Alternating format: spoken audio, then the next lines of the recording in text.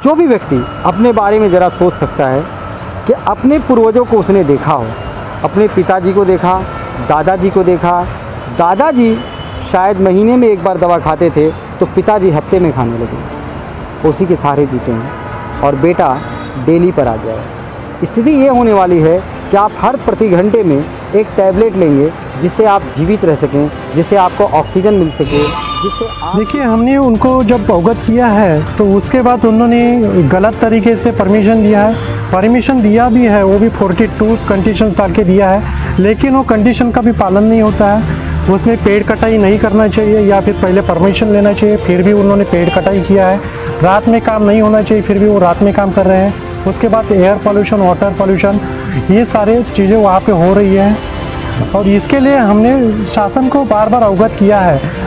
बाकायदा ये मामला है वो महसूल प्रशासन का है, पुलिस प्रशासन के पास भी हमने लेटर्स डाल दिए हैं, लेकिन उन्होंने हैंड ओवर किए हैं महसूल प्रशासन के पास। यहाँ तक तो ठीक था, लेकिन अभी मामला कानूनी तरीके से वो इंटरफेस नहीं कर पा रहे हैं। तो एक अपेलेंट को कहीं ना कहीं फंसाने के चक्कर में पुलिस को पूरा इन्वॉल्व करके वो मेरे खिलाफ झूठा कंप्लेंट दायर करके, मतलब फॉल्स एलिगेशंस लगा के मुझे पुलिस मैटर में या कोर्ट कचहरी के मामले में फंसाने की कोशिश कर रहे हैं, लेकिन वो नाकामयाब रहे हैं। इंकलाब न्यूज़। इंकलाब एक क्रांति। दोस्तों, स्वागत है आप सभी का इंकलाब न्यूज़ में। मैं फारूक शाह और हमारे साथ आज उपस्थित है राजेश पालसेतकर। सोशल एक्टिविटीज़ में आगे रहते हैं, सामाजिक संस्थाओं से जुड़े हुए हैं और राजनीतिक दलों के पर बेहतर नज़र रखते हैं। राजेश पालसेतकर जी, क्या मामला है और आप किस मामले पर बात करना चाहते हैं? सर्वप्रथम इंकलाब न्यूज़ का समय देने के लिए धन्यवाद। मामला मेरा रत्नागिरी माइनिंग का है। वहाँ पे शिवसेना जिला प्रमुख सचिन कदम है। तो माइनिंग को स्टार्ट करने से पहले ही हमने उनको बताया है कि कानून के दायरे में रह के जो भी काम करना है आप कर सकते हो, लेकिन कानून की धज्जियाँ उड़ा के या फिर वहाँ पे जो बाजू में लोग हैं उनको तकलीफ़ पहुँचा के आप काम नहीं कर सकते। उसके बाद साथ साथ शासन की रॉयल्टी को एक लॉस करके उनको मतलब पे करके नहीं काम कर सकते हो। ये सारी चीज़ें हमने उनको बताया है, यहाँ तक कि प्रशासन को भी अवगत कर दिया है। लेकिन प्रशासन मतलब महसूल प्रशासन, उसमें तहसीलदार, प्रांत अधिकारी, माइनिंग अधिकारी और मैजिस्ट्रेट यानी कि जिलाधिकारी, ये सारे इन्वॉल्व है भ्रष्टाचार में। रत्नागिरी कोकण, जिसे भारत का स्वर्ग भी कहा जाता है, प्राकृतिक खनिज, प्राकृतिक उपज, प्राकृतिक सुंदरता और अपनी एक अलग पहचान रखती है कोकण और रत्नागिरी। सुंदर पर्यावरण, हापुस जैसे मशहूर आम के लिए भी जाना माना जाता है कोकण और रत्नागिरी। महाराष्ट्र राज्य के अंतर्गत आने वाला कोकण और रत्नागिरी अपनी एक अलग पहचान रखती है। एक तरफ जहां महाराष्ट्र की सरकार महाराष्ट्र को सुंदर रखने के लिए हर संभव प्रयास करने में लगी है, वहीं कुछ चंद पैसों के पुजारी अपने पैसों की हवस पूरी करने के लिए पर्यावरण के साथ खिलवाड़ करने से पीछे नहीं हटते। महाराष्ट्र के रत्नागिरी जिले के अंतर्गत आने वाले गुहागर स्थित मौजे पवार साखरी में अवैध खनन का कार्य किया जा रहा है और इस खनन पर क्षेत्रीय रहिवासी राजेश पालसेतकर ने कई बड़े गंभीर सवाल समाज के सामने रखे हैं। मैंने एक लेटर भी डाला कि यहाँ पे जो ओल्ड माइनिंग का काम हुआ है उसका एक सर्वे करके वहाँ पे कितना रॉयल्टी शासन को दिया है और कितना ब्रास या कितना टन पत्थर निकाला गया है, उसका पूरा काउंट करके उसका एक हिसाब किया जाए कि शासन को कितना उसका रॉयल्टी मिला है और क्या है। अभी होता क्या है कि नया काम वहाँ पे करके वो जूने काम पे काउंट करके शासन का एक लॉस हो रहा है, उसमें मतलब रॉयल्टी भर ही नहीं रहे हैं और बोल रहे कि ये पुराने काम में से है। रॉयल्टी तो भर रहे हैं, बाकायदा 50 लाख उन्होंने भरा है, लेकिन रॉयल्टी उस हिसाब से वो ज़्यादा बनता है। अगर वो सही तरीके से सर्वे करेंगे तो वो दोषी ही पाए जाएंगे। ये हैं शिवसेना रत्नागिरी जिला प्रमुख सचिन कदम। वैसे तो कहने के लिए ये एक राजनेता हैं, किंतु इनका काम आज आपत्तिजनक दिखाई देता है। अपने आप को समाज सेवक का रूप देने वाले सचिन कदम पर आरोप है कि खनन में मोटी रकम कमाने के लिए इन्होंने शासन प्रशासन के सारे नियम कानून को ताक पर रख दिए हैं।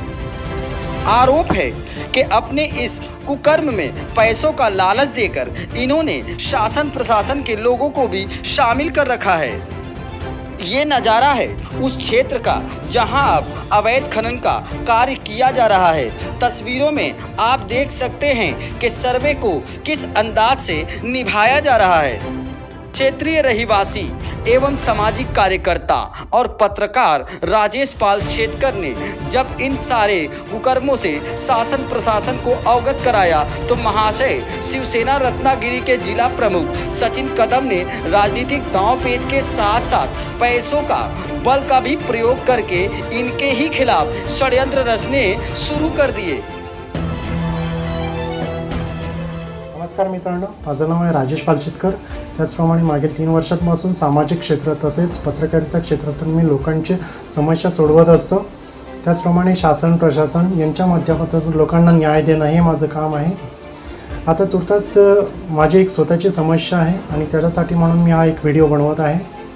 शिवसेनेचे रत्नागिरी जिल्हा प्रमुख सचिन कदम हे आमच्या गुहागर तालुक्यातील पवारसाखळीमध्ये आमच्या म्हणजे घरापासून 100 मीटर नियर अबाउट पासून एक मायनिंगचं काम त्यांनी हाती घेतलेलं आहे आणि हे काम करत असताना मी त्यांना वेळोवेळी सांगितलेलं आहे की हे काम आता शास्त्रोक्त पद्धतीने किंवा एक लिगली पद्धतीने करावं, परंतु ते त्या गोष्टींकडे दुर्लक्ष करत असतात आणि आम्ही या गोष्टींमध्ये धोकादायक असल्यामुळे हे कामासाठी विरोध केलेला आहे।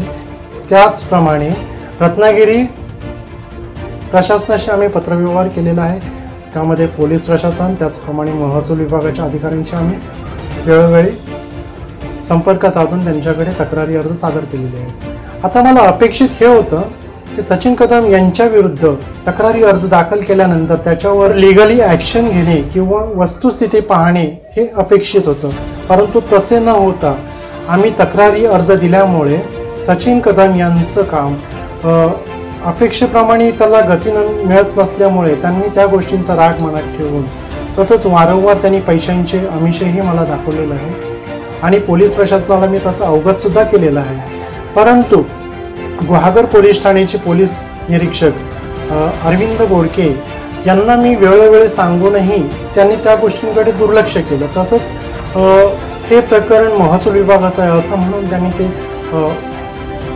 तहसीलदार यांच्याकडे वर्ग केले होते। अशा वेळोवेळी गोष्टी घडत राहिल्या आणि आता अचानक फेब्रुवारी महिन्याच्या सुरुवातीलाच त्यांनी एक सचिन कदम यांची फेक केस म्हणजे फॉल्स एलिगेशन्स लावून त्यांनी माझ्या विरुद्ध एक तक्रारी अर्जसुद्धा दाखल करून घेतलेला आहे पोलीस स्टेशनमध्ये। त्याचप्रमाणे NCR सुद्धा दाखल केलेला आहे। त्याचप्रमाणे मी रत्नागिरीचे पोलीस अधीक्षक माननीय मोहित कुमार गर्ग यांच्याशी संपर्क केला फोनवरून। त्यावेळेला त्यांना सांगितलं की माझ्या तक्रारी या ओरिजिनल म्हणजे खऱ्या तक्रारी असूनही त्यांकडे दुर्लक्ष करण्यात आलं। त्याचप्रमाणे समोरच्या पार्टीकडून म्हणजेच शिवसेनेचे रत्नागिरी जिल्हा प्रमुख सचिन कदम आणि त्यांचे कर्मचारी यांच्याकडून ज्या चुकीच्या तक्रारी लावण्यात आल्या आहेत, गुहागर पोलीस ठाण्याचे पोलीस निरीक्षक हे कारवाईसाठी एकदम ॲक्टिव्हेट झालेले आहेत। ही गोष्ट चुकीची असून अन्यायकारक पद्धतीची आहे हे मी मोहित कुमार गर्ग महोदय यांना फोनवरून सांगितलं असता त्यांनी सांगितलं की आपल्यावर कोणत्याही प्रकारची कारवाई होणार नाही, तसंच आपले ज्या तक्रारी दिलेल्या आहेत त्यांची वस्तुस्थिती पाहून त्याच्यावरती काय तो निर्णय घेता येईल।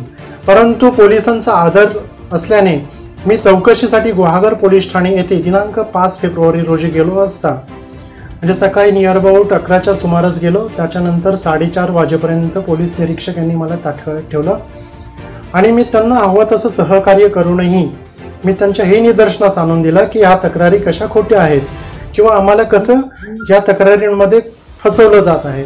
परंतु पोलीस निरीक्षक यांनी काही ऐकून घेतलं नाही आणि कारवाईसाठी पुढचं पाऊल उचललं। त्याच्यामुळे मी तिथूनच त्यांना ही रिक्वेस्ट केली की माझं सुद्धा तक्रारी अर्ज तुम्ही घ्याव्यात, परंतु त्याने ते घेतलं नाही। म्हणून मी मोहित कुमार गर्ग महोदय रत्नागिरीचे SP यांना कॉल केला, परंतु ते मिळून आले नाहीत, ते संगमेश्वर दौऱ्यावर होते। त्यामुळे मी होम DYSP महोदय पाटील यांना कॉल केला असता त्यांनी सांगितलं त्यांना घडलेला प्रकार मी सांगितलं. परंतु पोलीस निरीक्षक यांनी या सगळ्या गोष्टींकडे दुर्लक्ष करत तसंच ते जे केलं त्यांच्या विरुद्ध ज्या आम्ही तक्रारी दाखल केलेल्या आहेत त्याचा राग कुठेतरी मनात ठेवून त्यांनी आता अर्वाच्य दिनांक 20 फेब्रुवारी रोजी ठीक 1 वाजता अर्वाच्य शिवीगाळ केलेली आहे. वास्तविक ते पोलीस खात्यात असून एक जबाबदार अधिकारी म्हणून आहेत, त्यामुळे त्यांना कायद्याच्या चौकटीमध्ये राहून एक ॲक्शन घेणं गरजेचं होतं. जर त्यांना ते फॉल्स एलिगेशन्स वाटत असतील तर त्यांनी ॲक्शन घेणं अपेक्षित होतं, परंतु तसं न करता कायद्याच्या चौकटी बाहेर जाऊन त्यांनी मला अर्वाच्य पद्धतीने शिवीगाळ करणं, त्याचप्रमाणे मारण्याची धमकी दिलेली आहे, ठोकण्याची वगैरे ह्या गोष्टी आहेत. या पोलीस खात्याला सुद्धा म्हणजे कुठेतरी अवैध खनिकर्मासाठी संरक्षण देण्यासाठी त्यांनी पूर्ण पोलीस ठाण्याला जुंपलेलं आहे. ही गोष्ट पोलीस खात्याची प्रतिमा सुद्धा मलिन करणारी आहे व परिसरामध्ये सुद्धा चर्चा आहे सदर पोलीस निरीक्षक हे भ्रष्टाचाराने कार्यरत आहेत म्हणून. तरी शासनाने तसंच प्रशासनाने या गोष्टींचं गांभीर्याने दखल घेऊन त्यांच्यावरती कारवाई करावी अशी मी त्यांना नम्र विनंती करतो. क्षेत्रीय रहवासी राजेश पालसेतकर का कहना है कि खदान के नज़दीक बसे हुए घरों में अभी से ही भूकंप जैसे झटके महसूस होने शुरू हो गए हैं, क्योंकि खदान के खुदाई के लिए जो भी बड़ी बड़ी मशीनें लगाई गई हैं वो अब क्षेत्र में अपना कोहराम मचाना शुरू कर चुके हैं. तेज ध्वनि के आवाज़ के साथ मशीनों का चलना, लंबे घर्षण की वजह से घरों में रखे हुए सामानों का गिरना अब आम बात होते जा रही है. हम अगली खबर में आपको क्षेत्र के पुलिस निरीक्षक अरविंद बोड़के के विषय में अवगत कराएंगे, क्योंकि रहवासियों का आरोप है कि साहब पैसों की खनक का साथ दे रहे हैं, ना कि क्षेत्रीय रहवासियों का. इनकलाब न्यूज़ में अल्ताफ जीवानी, हम ग्राउंड जीरो की रिपोर्ट आपके लिए लाते हैं और लाते रहेंगे. हमारा चैनल देखने के लिए लाइक करें, सब्सक्राइब करें और शेयर जरूर करें. और एक बात और, आप घर में रहिए, सुरक्षित रहिए, अपने और अपने लोगों का ख्याल रखिए.